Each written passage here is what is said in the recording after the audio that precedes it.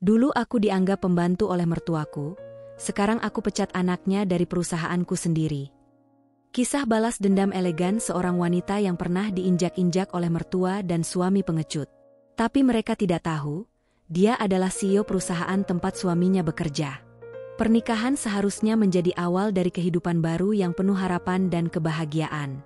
Setidaknya, itulah yang Nadia bayangkan ketika ia mengucapkan ijab kabul dengan Raka, pria yang ia cintai sepenuh hati. Raka adalah sosok yang tampak lembut, perhatian, dan memiliki tutur kata yang mampu meluluhkan hati. Di matanya, Raka adalah jawaban dari semua doa-doa yang ia panjatkan selama ini.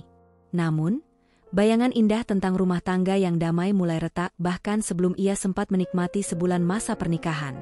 Tepatnya saat ia pertama kali menjejakkan kaki di rumah keluarga Raka sebagai seorang istri. Buati, ibu mertua Nadia, menyambutnya dengan senyum yang dipaksakan. Ada sinisme yang tersembunyi di balik lirikan matanya. "Kamu ini Nadia? Kurus sekali.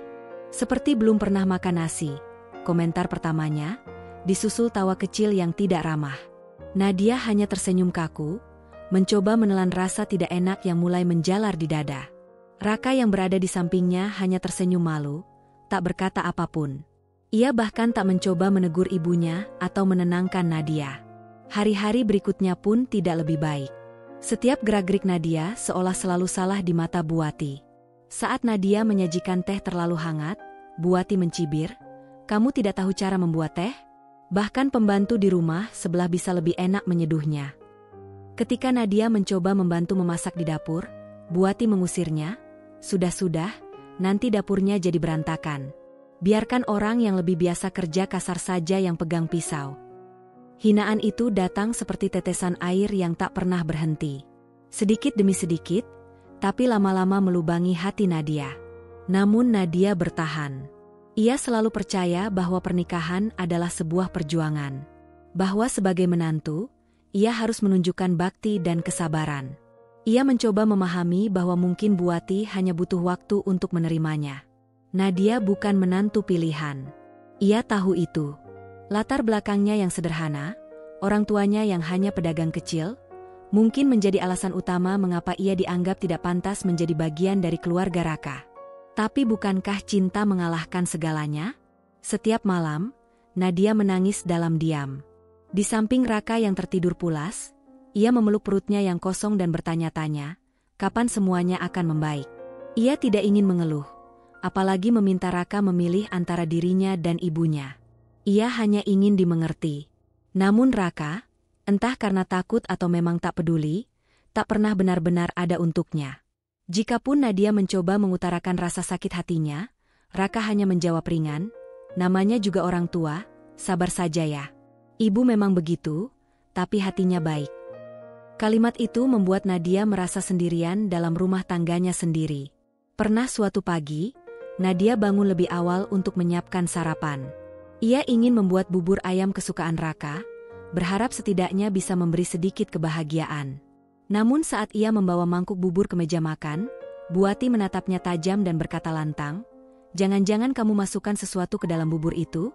Perempuan zaman sekarang licik, suka pakai guna-guna buat ngikat laki-laki." Nadia tercekat. Wajahnya memerah karena malu dan marah. Tapi ia hanya menunduk, membisu. Yang lebih menyakitkan, Raka hanya tertawa kecil dan berkata, "Ibu ini, kebanyakan nonton sinetron." Lalu ia tetap menyendok bubur itu tanpa membela istrinya sedikitpun. Tidak ada pelukan, tidak ada tatapan simpati, apalagi keberanian untuk melawan perlakuan ibunya. Hari demi hari, Nadia seperti hidup dalam mimpi buruk. Ia bukan istri, bukan pula menantu. Ia hanya pelayan tak bergaji, terjebak dalam rumah yang tak mengenal kasih sayang. Bahkan kadang-kadang ia merasa statusnya lebih rendah dari asisten rumah tangga yang bekerja di sana. Setidaknya, pembantu masih diberi upah dan tidak dipermalukan di depan umum. Namun yang paling ia benci bukanlah hinaan itu sendiri, melainkan kenyataan bahwa Raka membiarkan semua itu terjadi. Bahwa pria yang ia cintai tak pernah sekalipun berdiri di sisinya. Suatu hari, saat Nadia sedang mencuci piring, ia mendengar Buati bergosip dengan tetangga. Suaranya cukup keras, seolah sengaja untuk didengar. Entah kenapa anak saya bisa jatuh cinta pada perempuan seperti itu. Nggak ada yang istimewa. Wajah pas-pasan, latar belakang juga nggak jelas. Kapan-kapan kalau saya kumpulin semua anak-anak arisan, lihat saja, dia pasti bikin malu. Kata-kata itu menusuk. Nadia berdiri terpaku di dapur, matanya berkaca-kaca. Ia meremas piring di tangannya, menahan air mata yang siap jatuh. Tapi ia kembali mengingat sumpah dalam pernikahannya. Untuk setia, untuk kuat, dan untuk bertahan. Namun sampai kapan ia harus bertahan? Malam itu, saat Raka pulang, Nadia mencoba bicara lagi. Kali ini dengan suara yang lebih tegas, lebih putus asa. Ia menceritakan bagaimana ia dihina di depan tetangga, bagaimana harga dirinya diinjak-injak tanpa perlawanan. Raka hanya menghela napas dan berkata dingin, "Kamu terlalu sensitif. Jangan bikin masalah kecil jadi besar. Ibu cuma bercanda, kok." Kata-kata itu menutup pintu hati Nadia. Untuk pertama kalinya, ia tidak menangis. Ia tidak lagi berharap Raka akan berubah. Ia hanya menatap keluar jendela kamar, melihat bulan yang menggantung sendu di langit. Hatinya mulai beku. Bukan karena kehilangan cinta, tapi karena kehilangan harapan. Di sanubarinya yang paling dalam, sesuatu mulai bangkit. Bukan kemarahan, bukan pula kebencian, tapi kesadaran. Bahwa mungkin, dirinya tidak sedang menjalani pernikahan, melainkan sedang dihukum karena mencintai orang yang salah. Dan sejak malam itu, Nadia tahu, kesabarannya ada batasnya. Hari itu seharusnya menjadi hari yang biasa.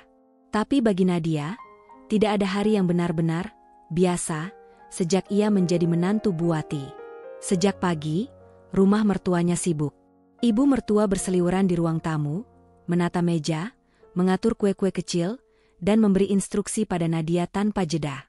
Hari itu, rumah keluarga besar Raka menjadi tuan rumah arisan bulanan para wanita keluarga besar, ibu-ibu, tante-tante, dan sepupu-sepupu perempuan dari berbagai generasi akan datang. "Jangan pakai baju itu, kayak orang kampung," hardik Buati saat melihat Nadia keluar dari kamar dengan kebaya sederhana berwarna peach lembut. "Ganti yang lain. Pakai yang lebih gelap. Warna kayak gitu cuma cocok buat kulit putih, bukan kamu."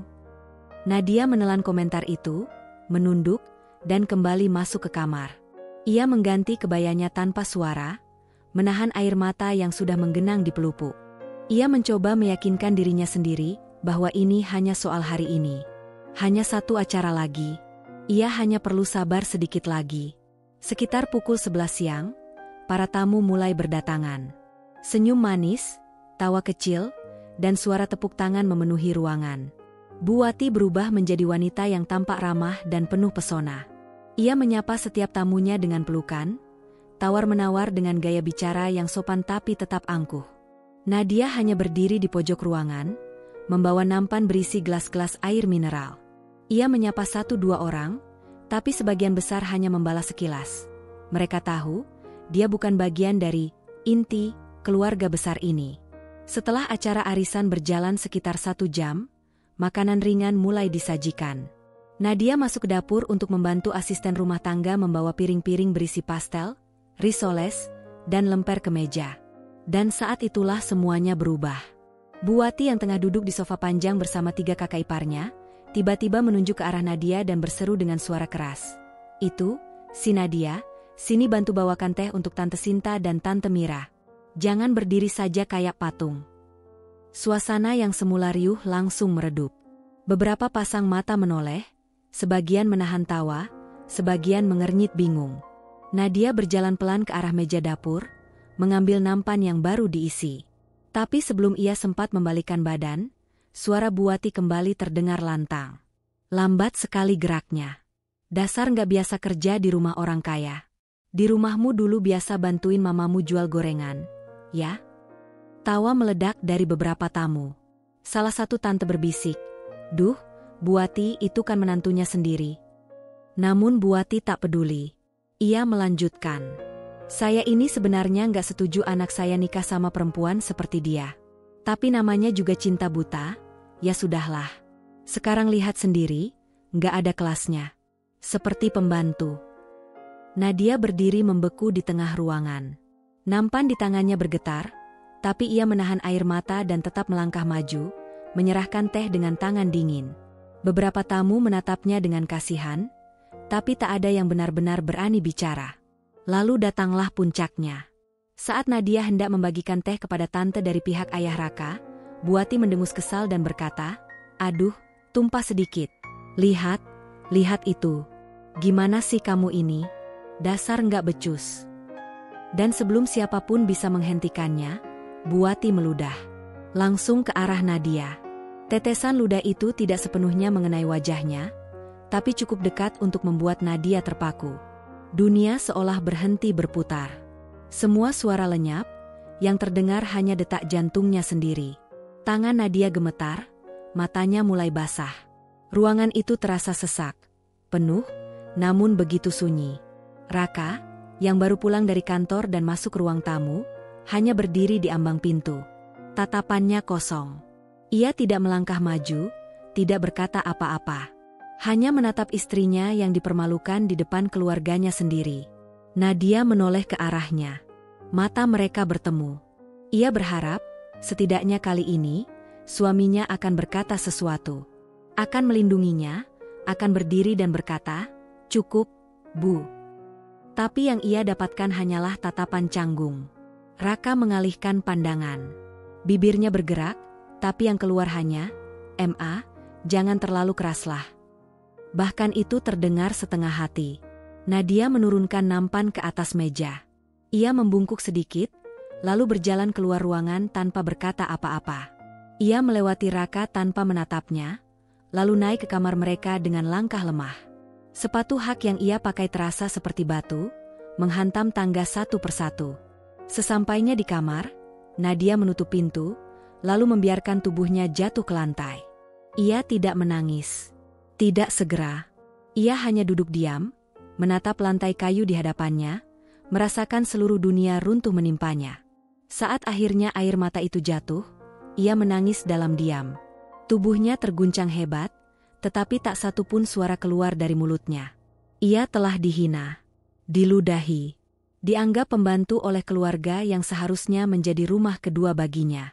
Dan yang paling menyakitkan, Raka, orang yang seharusnya paling pertama berdiri untuknya, justru memilih diam.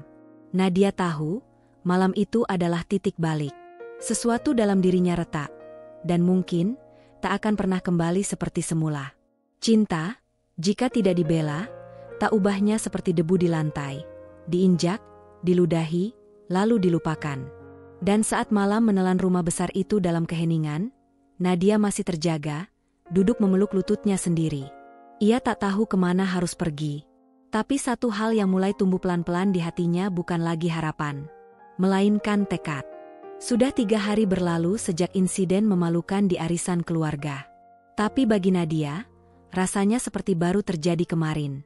Bahkan detik ini pun, jika ia menutup mata, ia masih bisa merasakan dinginnya air liur di pipinya, tajamnya tawa tamu-tamu, dan yang paling menyakitkan, dinginnya tatapan Raka yang memilih diam saat ia diludahi di depan umum.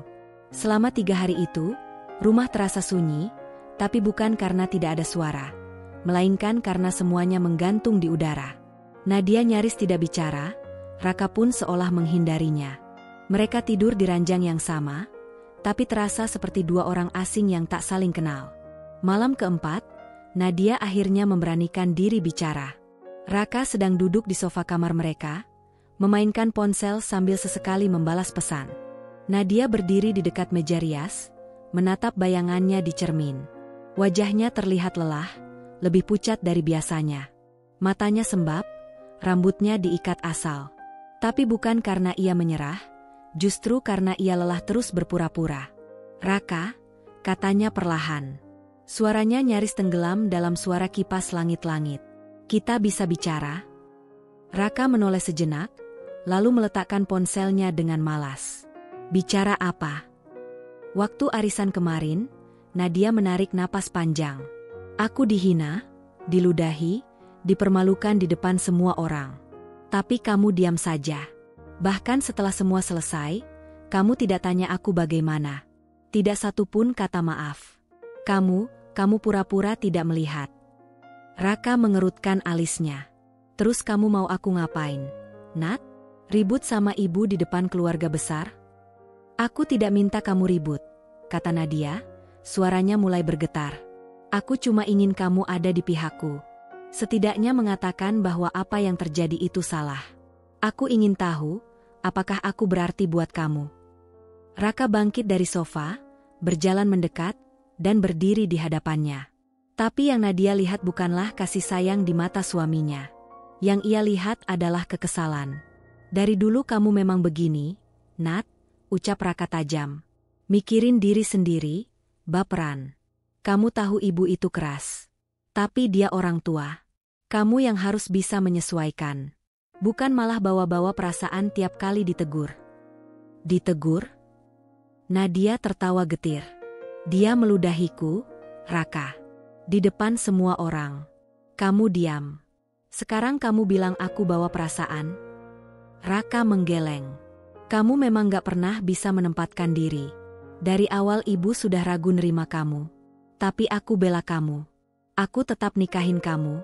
Tapi ternyata ibu benar.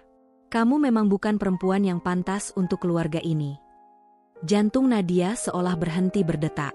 Kata-kata itu seperti cambuk yang memukul punggungnya tanpa ampun. Bukan perempuan yang pantas? Ulangnya pelan, seolah tak percaya apa yang baru saja ia dengar. Raka mengangguk pelan, tapi mantap. Lihat diri kamu. Kamu pikir kamu siapa? Kamu bukan siapa-siapa, Nat. Keluargamu biasa saja. Kamu juga nggak punya apa-apa. Kalau bukan karena aku, kamu bukan apa-apa di mata keluarga ini.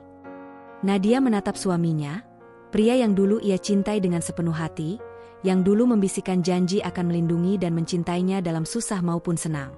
Tapi malam ini, di depan cermin yang dingin, pria itu menyebutnya beban. Tak ada lagi air mata.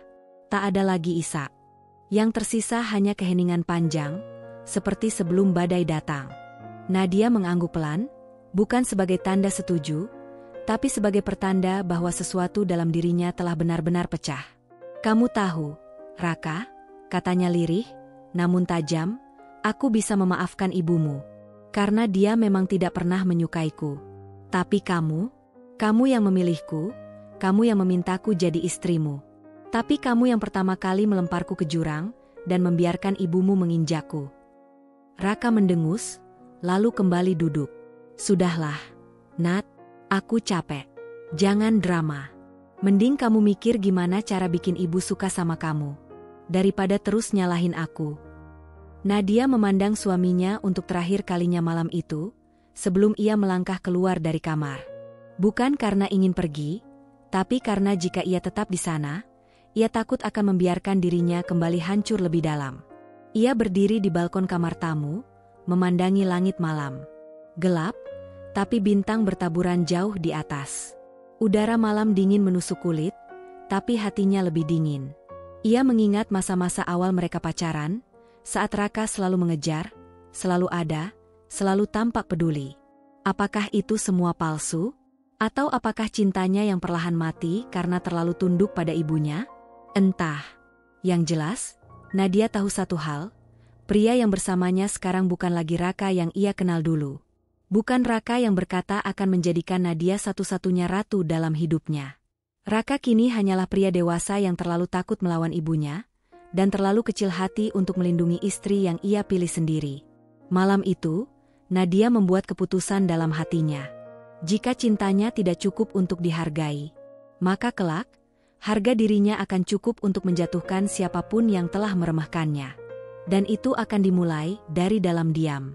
Waktu adalah sesuatu yang aneh. Kadang berjalan lambat saat kita menunggu, tapi terasa cepat saat kita kehilangan. Bagi Nadia, waktu berjalan keduanya, lambat karena luka di hatinya tak juga sembuh, tapi cepat karena jarak antara dirinya dan Raka semakin membentang tanpa suara. Setelah malam pertengkaran itu, Raka berubah. Tidak lagi ada percakapan mesra di meja makan. Tidak lagi pelukan sebelum tidur. Bahkan matanya seakan tidak pernah benar-benar melihat Nadia. Ia pulang semakin larut, beralasan ada pekerjaan kantor yang menumpuk, atau pertemuan bisnis dengan klien. Pulang-pulang, ia langsung tidur, atau terkunci di kamar mandi dengan ponsel yang tak pernah ia lepaskan. Nadia bukan perempuan bodoh. Ia mungkin sudah terlalu lama diam, terlalu lama menahan, tapi ia tidak buta. Ia bisa mencium kebohongan dari cara Raka bicara. Terlalu cepat, terlalu singkat, terlalu rapi. Ia bisa melihat perubahan dari cara Raka memandangnya, seperti melihat beban, bukan pasangan. Hati kecilnya mulai bertanya, apakah ada orang lain? Pagi itu, saat Raka pergi lebih awal dari biasanya, Nadia duduk sendiri di teras rumah sambil memegang secangkir kopi yang sudah dingin. Pandangannya kosong menatap halaman depan, hingga suara notifikasi di ponselnya memecah lamunan. Sebuah pesan masuk dari Dina, teman lama yang dulu satu kampus dengannya, dan kini bekerja di sebuah event organizer pernikahan kalangan elit. Nat, kamu sibuk? Maaf sebelumnya. Aku baru sadar calon pengantin yang sedang aku tangani sekarang, tunangannya mirip banget sama suamimu. Namanya Raka Saputra, kan? Jantung Nadia berdegup keras. Tangannya yang memegang ponsel tiba-tiba gemetar. Kamu yakin? Balas Nadia singkat. Yakin banget. Tadi aku lihat dia datang fitting jas sama ibunya dan calon istrinya. Mertuamu? Buati kan? Aku hafal banget mukanya karena waktu nikah kamu dulu dia yang paling cerewet di resepsi. Nadia membeku. Mereka bilang pernikahannya private. Tapi mewah banget. Pengantinnya anak pengusaha properti. Kamu nggak tahu? Nadia tidak langsung membalas. Ia tidak tahu harus menulis apa. Yang ia tahu, tubuhnya tiba-tiba terasa dingin. Kopi di tangannya jatuh tanpa ia sadari. Dunia seolah berguncang, tapi tidak ada yang bisa ia genggam untuk bertahan. Sore itu, ia memberanikan diri menyelidiki sendiri. Ia menelusuri media sosial Sang Iyo, membuka semua akun fotografer dan desainer gaun pengantin yang mungkin terlibat dalam pernikahan tersebut. Ia mencari satu petunjuk, satu foto, satu konfirmasi. Dan akhirnya ia menemukannya. Sebuah foto buram dari belakang, diambil oleh seorang asisten perancang busana. Dalam gambar itu, tampak jelas Buati sedang berbicara dengan seorang wanita muda berparas cantik. Di sebelahnya, berdiri pria bertubuh tinggi dengan potongan rambut yang sangat dikenalnya. Raka. Meski wajahnya tidak terlihat jelas, Nadia tahu. Tubuh itu, bahu itu, gaya berdiri yang malas dan agak membungkuk itu suaminya. Tidak mungkin salah. Deskripsi di bawah foto hanya berbunyi. Meeting privat untuk pasangan spesial kami bulan depan. SSSD. Salah satu klien, darah biru. Darah Nadia seperti berhenti mengalir. Foto itu cukup untuk menghancurkan sisa-sisa harapan yang ia pertahankan selama ini. Ia bukan hanya tidak dibela, bukan hanya diabaikan.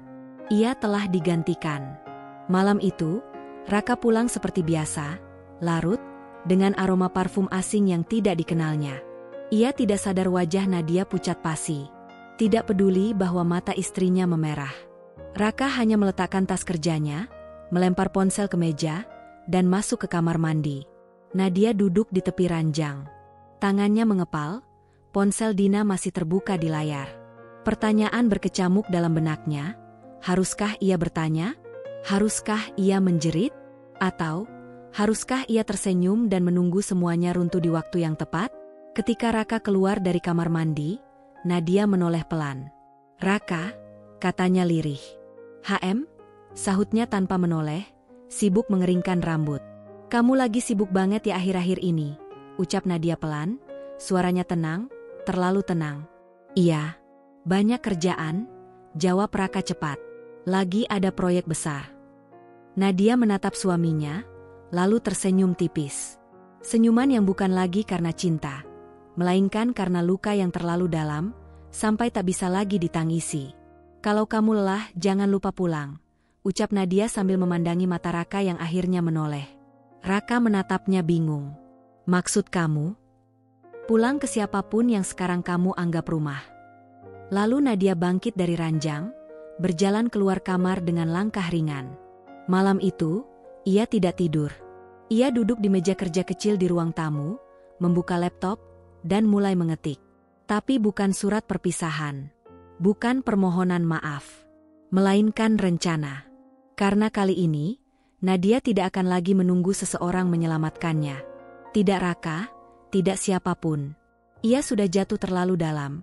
Dan dari kedalaman itulah, ia akan bangkit dengan cara yang tak akan mereka sangka. Mereka ingin menganggapnya tak berarti, mereka ingin menyingkirkannya secara diam-diam, maka kelak mereka akan tahu siapa sebenarnya perempuan yang selama ini mereka rendahkan. Ada satu hal yang tidak pernah diketahui siapapun dalam keluarga Raka, bahkan Raka sendiri, bahwa Nadia, perempuan yang mereka hina, rendahkan, dan perlakukan seperti pembantu, bukanlah siapa-siapa, adalah seseorang. Dan kini, waktu untuk menyembunyikan jati dirinya telah usai.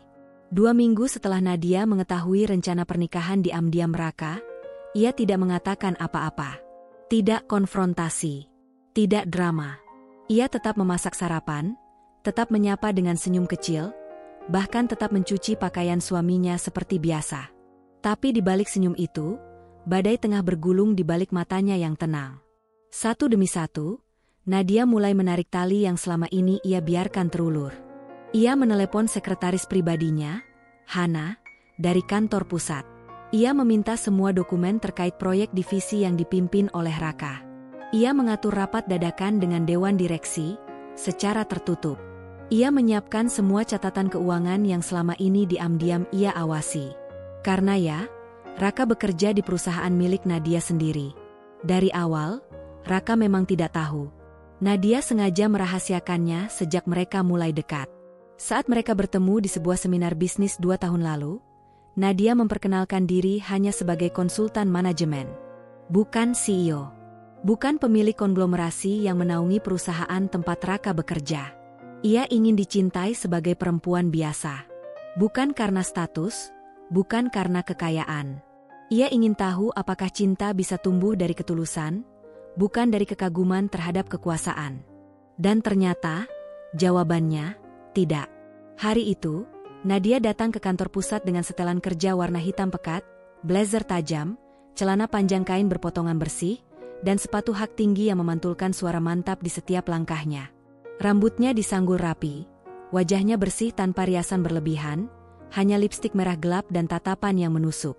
Semua mata menoleh saat ia masuk ke ruang rapat direksi. Beberapa anggota senior berdiri, memberi hormat.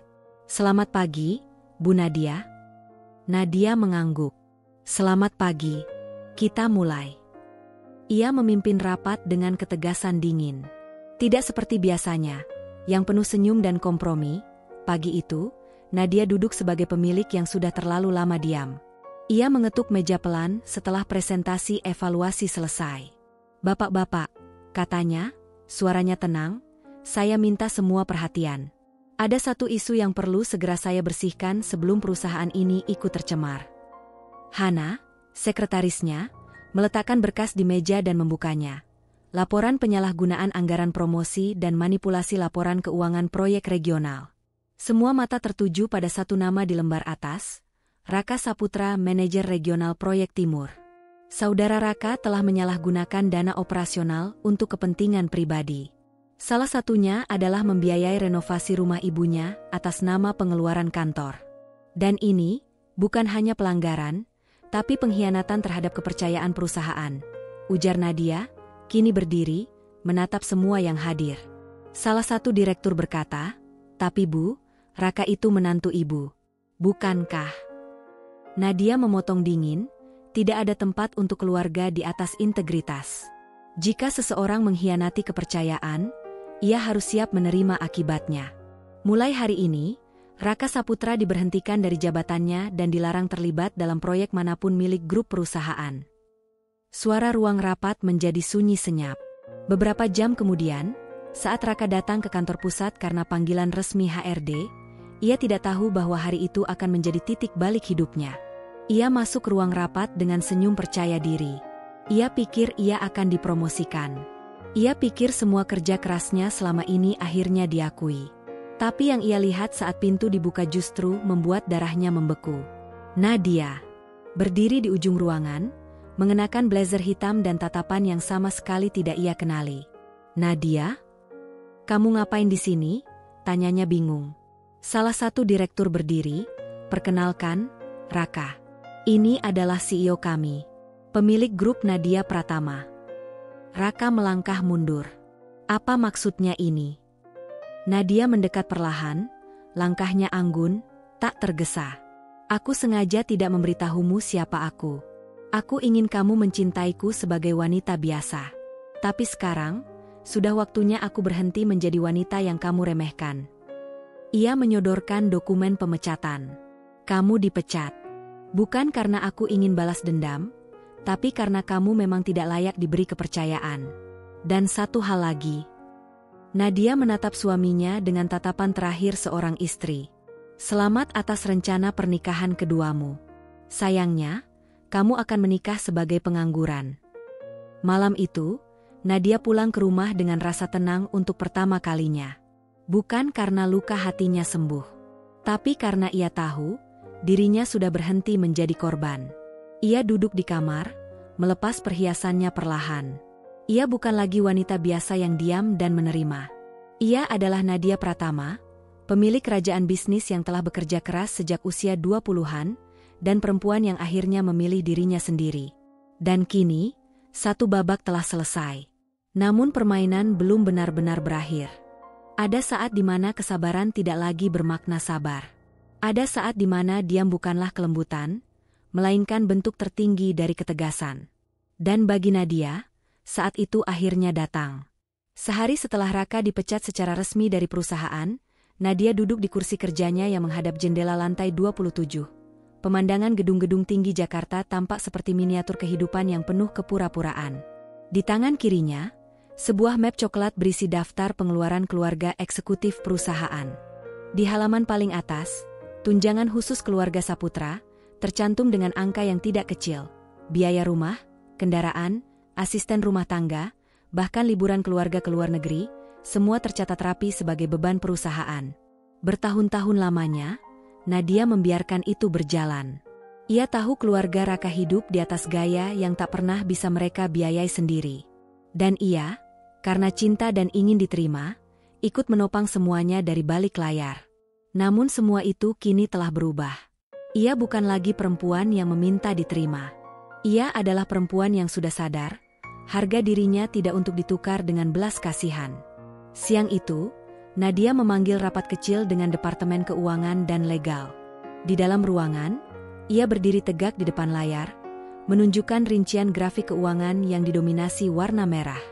Saya ingin setiap aliran dana ke keluarga Raka Saputra dihentikan mulai hari ini, ucapnya tegas. Tanpa pengecualian. Salah satu manajer keuangan ragu bertanya, termasuk pembiayaan rumah mewah di Pondok Indah atas nama ibu beliau, Buati.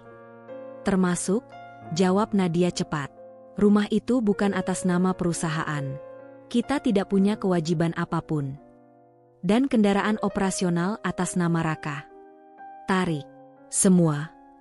Bagaimana dengan rekening pribadi Buati yang selama ini masuk dalam daftar keluarga direksi kehormatan?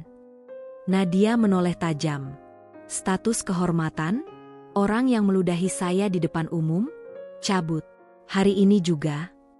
Tak ada yang berani bicara lagi. Rapat ditutup. Semua bergerak cepat.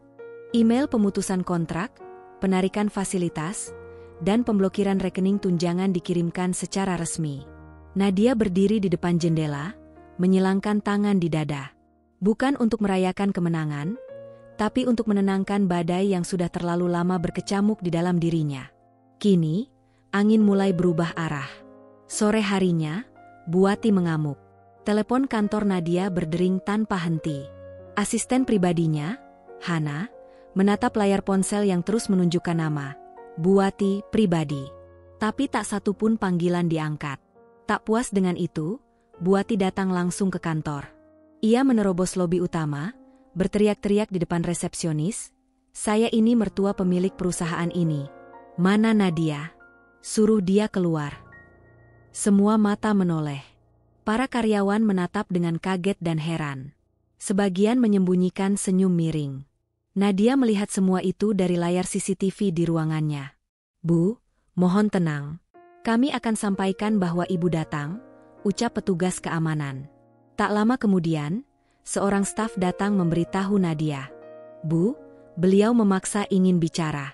Harus kami izinkan naik." Nadia tersenyum kecil. Bukan senyum manis, tapi senyum dingin dari perempuan yang sudah tidak bisa disakiti lagi. "Biarkan dia naik. jawabnya tenang. Saya sudah lama menunggu hari ini. Buati masuk dengan langkah cepat, wajah merah padam. Kamu pikir kamu siapa? Baru juga jadi menantu, sudah berani mutusin semua fasilitas keluarga saya? Kamu pikir kami ini pengemis? Nadia tetap duduk di balik mejanya. Tenang. Tidak ada satupun perubahan di wajahnya. Ia hanya menatap Buati seperti menatap badai yang sudah ia pelajari arah anginnya. Silakan duduk, Bu, ucapnya dingin. Atau ibu lebih nyaman berdiri sambil berteriak. Buati terdiam sesaat, lalu duduk, walau dengan enggan. Nadia membuka map di hadapannya, lalu menyodorkan lembar-lembar bukti tunjangan yang selama ini diterima keluarga Raka. Ini semua, selama ini saya yang biayai. Rumah ibu, mobil, asisten, bahkan asuransi kesehatan seluruh keluarga. Bukan perusahaan yang tanggung. Saya, Nadia. Buati memucat. Dan semua itu, saya lakukan karena saya mencintai anak ibu. Karena saya ingin diterima. Tapi apa yang saya dapat?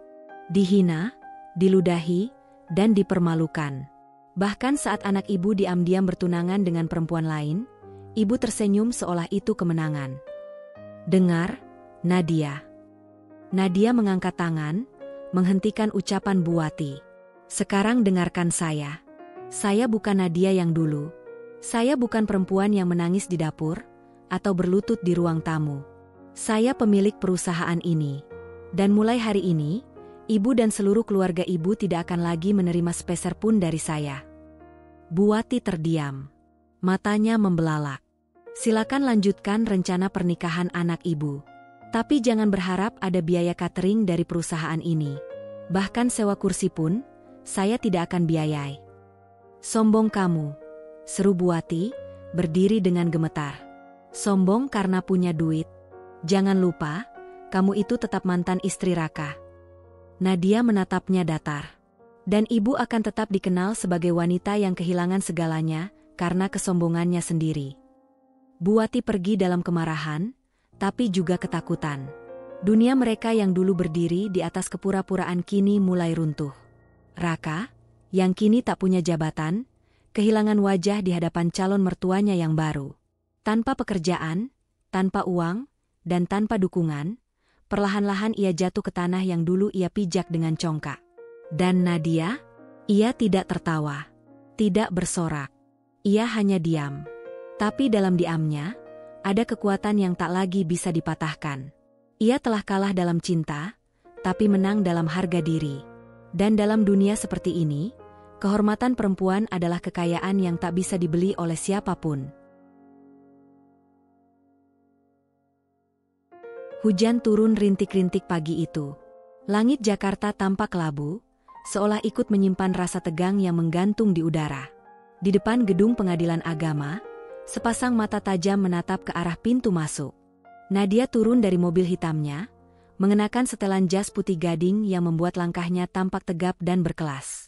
Rambutnya disanggul rapi, wajahnya tak berhias mencolok, hanya pulasan lipstik merah marun dan kilau tenang disorot matanya. Tidak ada kesedihan, tidak ada luka di wajahnya. Hanya keyakinan seorang perempuan yang tahu, hari ini, ia datang bukan sebagai korban, tapi sebagai pemenang. Di dalam ruang sidang, Raka sudah duduk lebih dulu. Jasnya sedikit kusut, matanya sayu. Di sebelahnya duduk Buati, dengan raut tidak puas dan wajah yang disumpal amarah tertahan. Ia berbisik-bisik dengan kuasa hukum keluarga, matanya terus melirik ke pintu masuk. Dan saat pintu terbuka, ruangan mendadak hening. Nadia melangkah masuk dengan langkah ringan tapi berwibawa. Beberapa orang di ruang tunggu menoleh, bahkan staf pengadilan sempat menghentikan gerakannya sejenak hanya untuk menatap perempuan itu. Bukan karena kemewahan, tapi karena aura kekuasaan yang tak bisa dibungkam.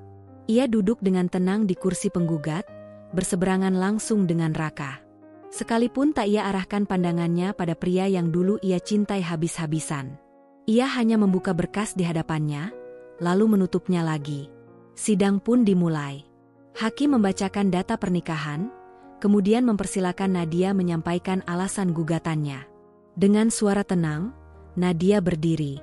Ia membuka kertas satu persatu, tapi tidak membacanya. Ia menatap langsung ke arah hakim, lalu berkata, "Yang mulia, saya tidak datang ke sini untuk menangisi pernikahan yang gagal. Saya datang ke sini untuk mengakhiri sebuah ikatan yang selama ini hanya berisi penderitaan, pengkhianatan, dan penghinaan." Hakim mengangguk. "Silakan dilanjutkan." "Saya telah mengalami kekerasan emosional dari keluarga suami saya sejak hari pertama saya menginjakan kaki sebagai menantu. Saya diperlakukan seperti pembantu. Diperlakukan seperti beban. Dalam satu kesempatan, saya bahkan diludahi oleh ibu mertua saya sendiri, di depan keluarga besar, dan suami saya, Raka Saputra, tidak melakukan apapun untuk membela saya." Raka menunduk. Bu Wati menggertakkan gigi. Nadia melanjutkan, matanya tak berkedip. "Tidak berhenti di situ.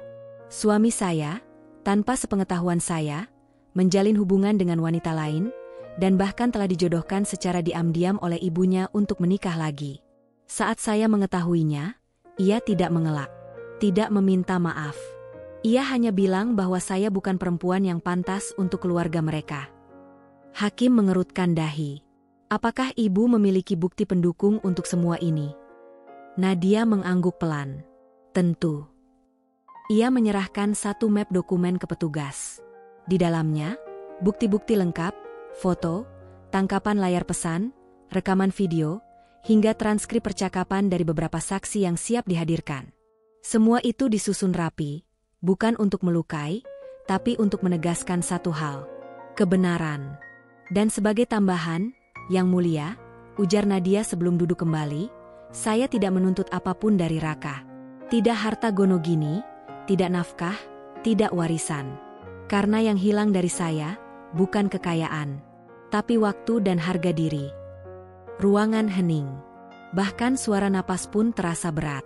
Raka tampak ingin bicara, tapi lidahnya keluh. Ia hanya memalingkan wajah, merasa seluruh dirinya telanjang di depan kenyataan. Bu Wati berdiri dengan emosi meledak. "Kamu perempuan licik. Kamu sengaja sembunyikan siapa kamu. Kamu pakai kekuasaan buat hancurin anak saya." Hakim mengetuk palu. "Ibu, mohon tenang. Ini ruang sidang, bukan pasar." Nadia hanya tersenyum tipis. Bukan senyum membalas, tapi senyum penuh ketenangan, dari seseorang yang tak lagi bisa disakiti oleh hinaan yang sama. Putusan dibacakan, pernikahan sah dibubarkan atas dasar pengkhianatan, tidak adanya keharmonisan, serta penyalahgunaan kepercayaan dalam rumah tangga. Perceraian dikabulkan. Raka menunduk. Kepalanya nyaris menyentuh dada. Ia tidak bersuara. Karena untuk pertama kalinya, ia sadar, semua yang selama ini ia abaikan, kini berdiri di hadapannya sebagai kebenaran yang tak bisa ia tolak. Bu Wati keluar lebih dulu dari ruang sidang, matanya basah, tapi bukan karena sedih, melainkan karena amarah yang tak bisa dilampiaskan. Nadia tetap duduk. Ia menutup mapnya perlahan, lalu berdiri dan melangkah menuju pintu. Namun sebelum keluar, ia berhenti tepat di samping Raka. Ia menoleh padanya.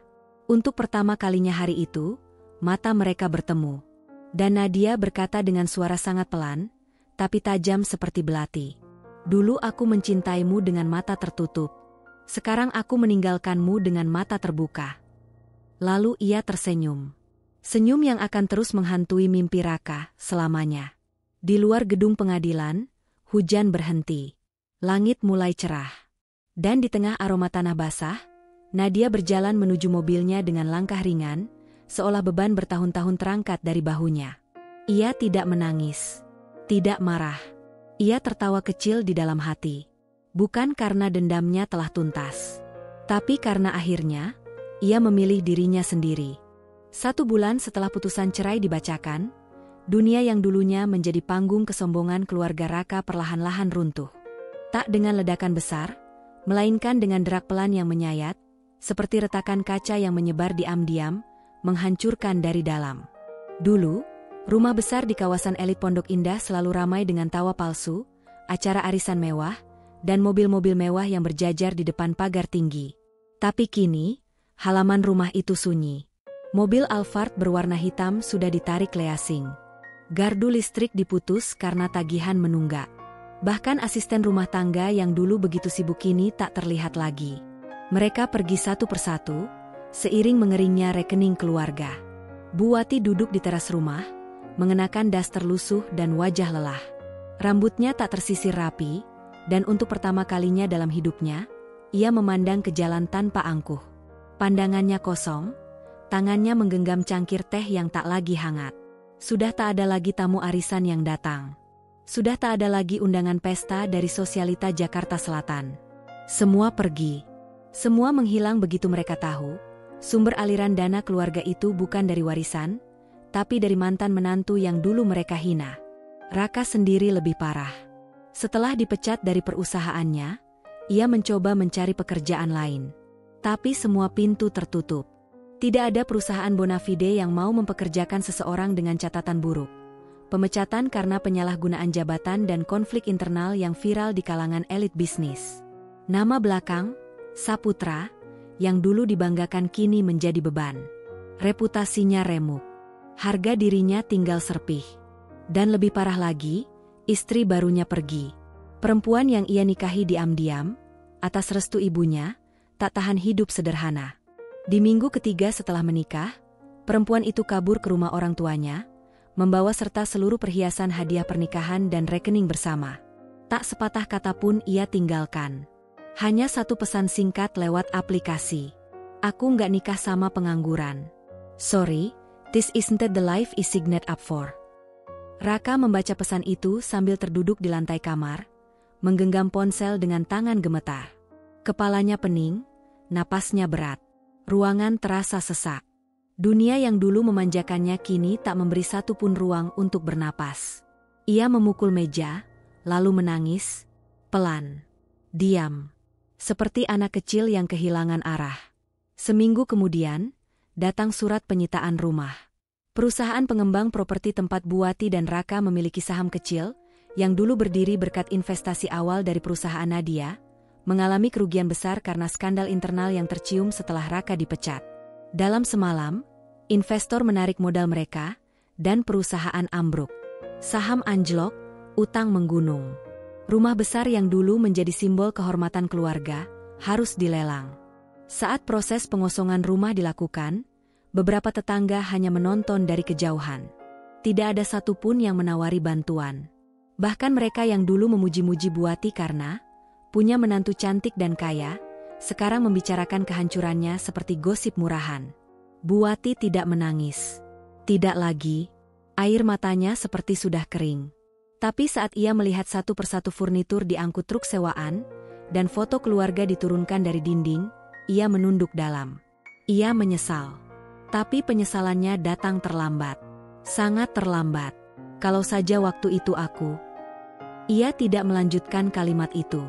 Karena kalimat semacam itu hanya milik orang yang hidup dari sesal, bukan dari keberanian mengubah. Raka? Ia kini tinggal di rumah kecil warisan kakeknya di pinggiran Depok. Sendiri. Tubuhnya lebih kurus, rambutnya kusut, dan wajahnya tak lagi tampan seperti dulu. Ia menghindari cermin. Karena yang ia lihat bukan lagi pria ambisius yang percaya dunia tunduk pada status dan nama besar, melainkan bayangan lelaki yang kehilangan segalanya karena keserakahan. Ia mencoba menghubungi Nadia. Berulang kali. Tak pernah dijawab. Ia pernah menunggu di lobi kantor Nadia selama 3 jam. Tapi Satpam hanya menyampaikan, Ibu Nadia tidak menerima tamu yang tidak dijadwalkan. Apalagi mantan suami. Ia pulang sambil menahan malu. Tapi jauh di lubuk hatinya, ia tahu, Nadia tidak sedang membalas dendam. Ia hanya menutup pintu yang pernah ia buka terlalu lebar, untuk orang yang tak tahu cara menghargai. Kini hidup mereka sepi. Tak ada pesta. Tak ada kemewahan. Tak ada status. Hanya diam dan penyesalan yang tinggal. Dan di balik segala kehancuran itu, hanya satu nama yang bergema di benak mereka siang dan malam. Nadia. Bukan karena dendamnya menyakitkan. Tapi karena kebaikannya yang dulu mereka injak, kini berdiri kokoh sebagai alasan kehancuran mereka. Di sisi lain kota, Nadia duduk di sebuah kafe kecil, menatap taman tempat anak-anak bermain. Ia tidak tertawa lebar. Tapi senyum tenangnya memancar. Bukan karena melihat mereka jatuh, Tapi karena ia bisa bangkit tanpa harus menjatuhkan siapapun secara kotor. Ia tidak pernah ingin membalas. Tapi ia juga tidak akan membiarkan dirinya diinjak lagi. Dan begitulah akhir dari satu bagian kisah ini. Keluarga yang dulu menyombongkan nama dan martabat, kini hancur bukan karena sihir atau kutukan, tetapi karena menyepelekan kebaikan seorang perempuan yang mereka anggap biasa.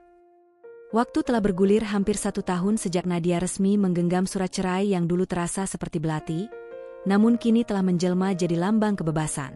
Di balik semua luka, dia berdiri. Bukan sebagai perempuan yang kalah, bukan sebagai korban, melainkan sebagai seorang pemimpin yang bangkit dari reruntuhan dan menyulapnya menjadi pijakan baru. Nadia bukan hanya hidup kembali, ia menciptakan ulang dirinya dari abu pengkhianatan. Perusahaannya, Aurelia Group, kini tak hanya dikenal sebagai raksasa industri logistik dan perdagangan ekspor-impor. Nama itu kini identik dengan satu hal lain, pemberdayaan perempuan korban pernikahan toksik. Semuanya bermula dari satu ruang kecil di lantai 6 gedung kantornya, yang dulunya hanya digunakan sebagai ruang istirahat. Kini, ruang itu telah direnovasi menjadi pusat konseling dan pendampingan hukum gratis, khusus bagi perempuan yang mengalami kekerasan mental dalam rumah tangga. Bersama tim psikolog, pengacara, dan mentor bisnis yang ia rekrut sendiri, Nadia membuka pintu selebar-lebarnya. Ia tidak hanya memberikan tempat aman untuk mendengar cerita-cerita luka dari para istri terabaikan, tetapi juga kesempatan kedua, sebuah harapan baru. Di setiap meja kerja baru, ada perempuan dengan mata sembab yang perlahan mulai bersinar. Ada tangan-tangan gemetar yang kini mulai percaya lagi untuk menulis rencana bisnis kecil. Ada tangisan malam yang perlahan berganti menjadi tawa pagi. Dan semua itu, karena Nadia tidak hanya mendengarkan. Ia memahami. Suatu sore, Nadia berdiri di depan jendela kaca besar kantornya. Matahari senja menyinari wajahnya, menciptakan siluet keemasan. Ia memandangi taman kota yang ramai di bawah sana, sambil memeluk map laporan bulanan. Sekretarisnya masuk, membawa sepucuk surat undangan. "Bu, ini dari Dinas Pemberdayaan Perempuan Nasional. Ibu diundang menjadi keynote speaker dalam seminar nasional bulan depan." Nadia mengangguk pelan. Dulu, ia tak pernah membayangkan akan berbicara di depan ribuan orang. Dulu, ia hanya ingin menjadi istri yang baik, sederhana, dan dicintai. Tapi sekarang, takdir telah memberinya peran lain, peran yang lebih besar. Dan ia menerimanya dengan sepenuh hati. Pada malam harinya, Nadia berjalan di koridor panti asuhan yang selama ini ia biayai secara anonim. Di sana, anak-anak perempuan yang ditelantarkan oleh keluarga mereka karena dianggap beban, kini tumbuh dengan penuh kasih. Beberapa dari mereka memeluk Nadia erat saat ia datang.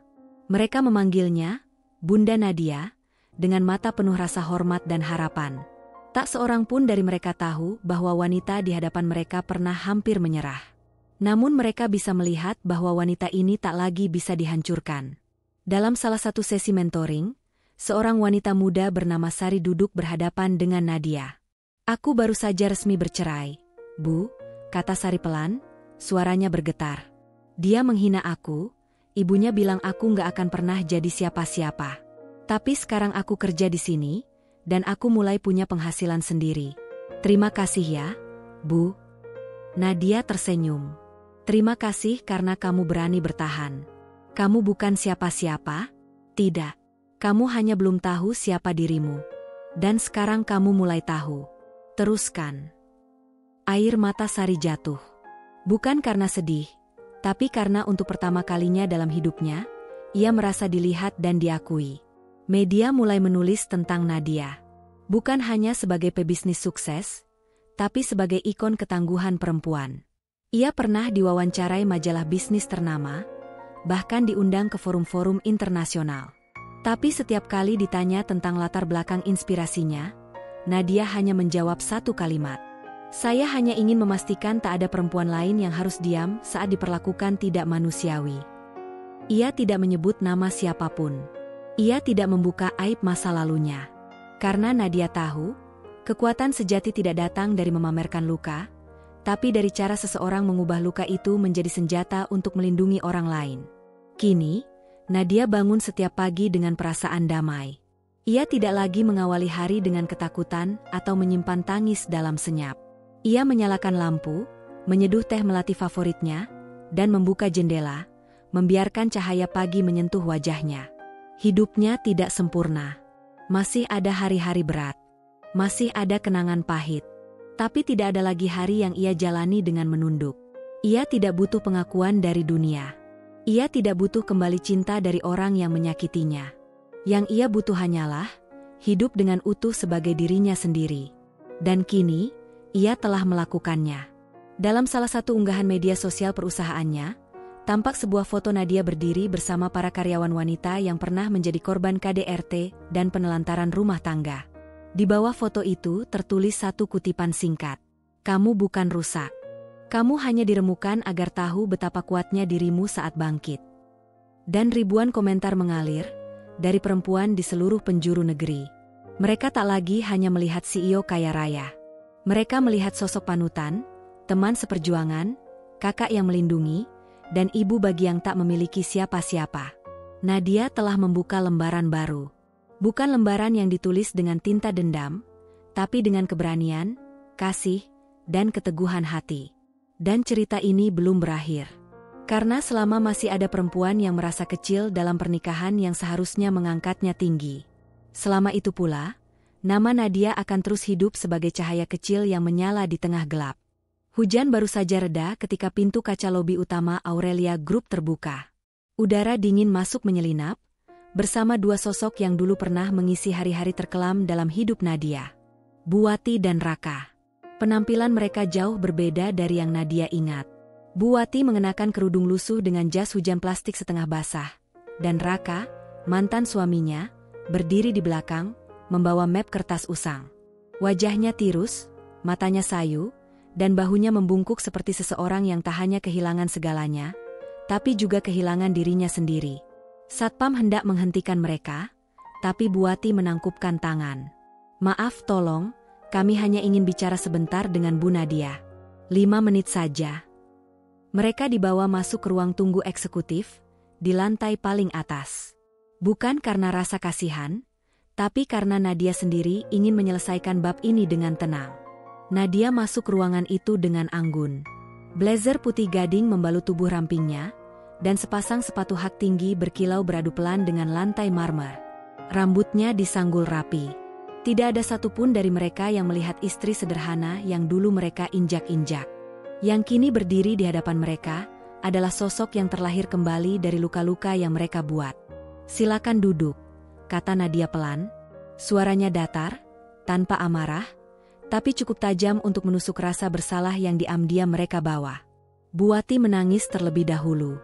"Nadia, kami butuh bantuanmu, rumah sudah disita. Tabungan habis. Kami tak punya siapa-siapa lagi. Kami salah. Aku terlalu sombong. Tapi sekarang aku tahu, kamu wanita luar biasa. Aku menyesal." Raka menunduk. Tangannya gemetar menggenggam map. "Perusahaanku bangkrut. Nat, aku sudah cari kerja kemana-mana, tapi tak satu pun yang mau menerimaku. Aku minta maaf. Aku hancur. Aku butuh kesempatan kedua." Nadia menghela napas. Ia memandangi mereka berdua cukup lama, membiarkan keheningan menegaskan kekuatan dirinya sekarang. Dulu, hanya melihat wajah mereka bisa membuat jantungnya nyeri. Tapi kini, rasa itu telah mati. Yang tersisa hanyalah kejernihan. "Menarik ya," katanya tenang. "Dulu kalian bilang aku bukan siapa-siapa. Kalian hina keluargaku. Aku dianggap pembantu, disuruh ambil minuman di depan tamu, diludahi olehmu, Buati." Buati menutup wajahnya. Tangisnya makin keras. Nadia melanjutkan. "Kalian jadikan aku musuh di rumah sendiri. Kalian usir harga diriku dari pernikahan, lalu berpesta atas kejatuhanku. Dan sekarang, kalian datang bukan untuk menebus dosa, tapi untuk minta bantuan karena kalian tak punya siapa-siapa lagi." Raka berlutut. "Aku tahu aku pengecut. Tapi aku ingin berubah. Aku mohon." "Berubah?" Nadia menatapnya tajam. "Kamu berubah bukan karena sadar, Ka, tapi karena tidak punya pilihan lain. Kalau semua ini tidak terjadi, kamu masih bersama istri barumu, masih menghina perempuan seperti aku, kan? Ruangan kembali hening. Nadia lalu berdiri. Ia berjalan ke arah jendela besar yang memperlihatkan kota dari ketinggian. Jakarta berkilau di bawah sana, dengan ribuan lampu seperti bintang jatuh. Lalu ia berkata, pelan tapi jelas, "Aku tidak akan membalas kalian dengan perlakuan yang sama. Karena kalau aku melakukan itu, aku tak lebih baik dari kalian. Tapi jangan pernah berharap aku akan mengulurkan tangan untuk orang yang dulu menenggelamkanku ke lumpur." Ia berbalik, menatap lurus ke arah dua sosok itu. "Maaf, tapi aku tidak bisa membantu kalian. Bukan karena aku kejam, tapi karena aku sudah cukup lama mengorbankan kebahagiaanku untuk orang yang tidak menghargai kehadiranku. Sekarang waktunya aku hidup untuk diriku sendiri." Raka menunduk dalam. Buati mematung. Mereka tahu, tidak ada pintu lagi yang terbuka. Nadia melangkah ke pintu. Sebelum keluar, ia menoleh sekali lagi dan berkata, dengan senyum tenang, "Terima kasih sudah datang. Sekarang, kalian tahu bagaimana rasanya menjadi aku dulu. Tapi bedanya, aku bangkit. Kalian belum tentu bisa." Saat pintu tertutup, Buati menangis terisak seperti anak kecil. Raka hanya diam menatap lantai. Dunia terasa lebih dingin, lebih sunyi, lebih asing. Mereka tidak dibenci. Mereka hanya tak lagi dianggap. Dan itulah hukuman yang paling menyakitkan. Di luar ruangan, Nadia berdiri di balik tirai kaca, memejamkan mata. Ada sedikit sesak di dadanya, bukan karena mereka datang tapi karena ia tahu, memaafkan tidak selalu berarti harus menyelamatkan. Kadang, memaafkan hanya berarti berhenti menyiksa diri untuk orang yang tak pantas lagi hidup di dalam hatimu. Ia menghela napas, lalu berjalan pergi, meninggalkan ruang itu, meninggalkan masa lalu, dan melangkah ke masa depan yang telah ia bangun sendiri. Kuat, elegan, tak tergoyahkan. Dan saat ia berjalan, tak satu pun dari langkahnya melihat ke belakang. Karena Nadia tahu satu hal pasti. Ia tidak lagi berdiri di bawah siapapun. Ia berdiri di atas puing-puing yang dulu pernah digunakan untuk menjatuhkannya. Dan dari sana, ia akan terus naik.